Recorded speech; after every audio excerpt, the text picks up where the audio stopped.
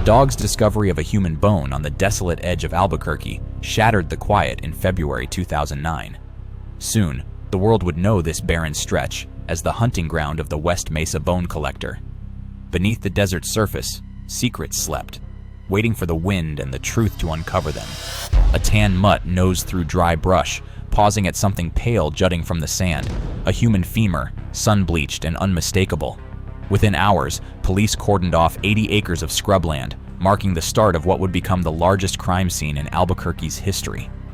Excavation teams uncovered the remains of 11 women and one unborn child, the bodies buried in shallow graves and concealed by decades of wind-blown dirt.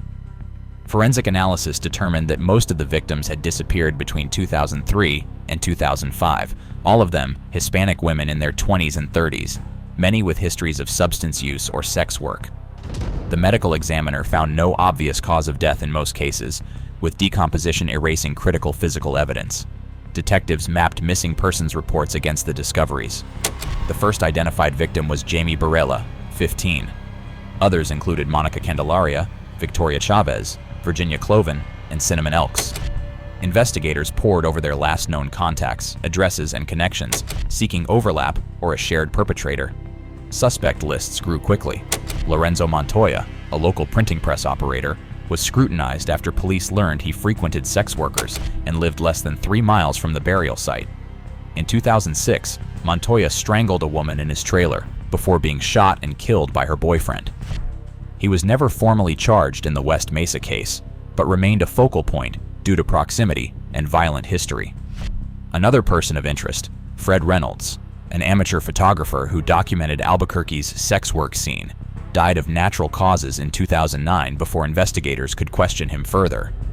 Ron Irwin, a photographer from Missouri, was also investigated after his travel records placed him in New Mexico during the disappearance window, but he was ultimately cleared.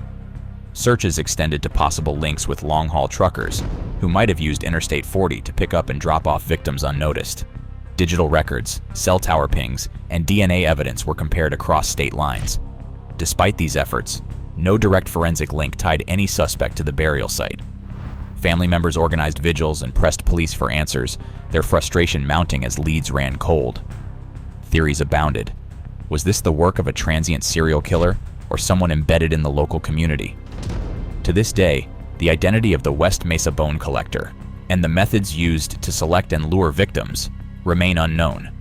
The case file stays open, with new tips still trickling in, but the critical evidence needed to close the case remains elusive. The desert keeps its secrets, and the West Mesa bone collector remains a chilling phantom, whether a cunning local predator or a nameless drifter who vanished into the dust. 11 women and one unborn child still cry out for justice. What's your theory? Was the killer hiding in plain sight, or did they slip away forever? Comment below.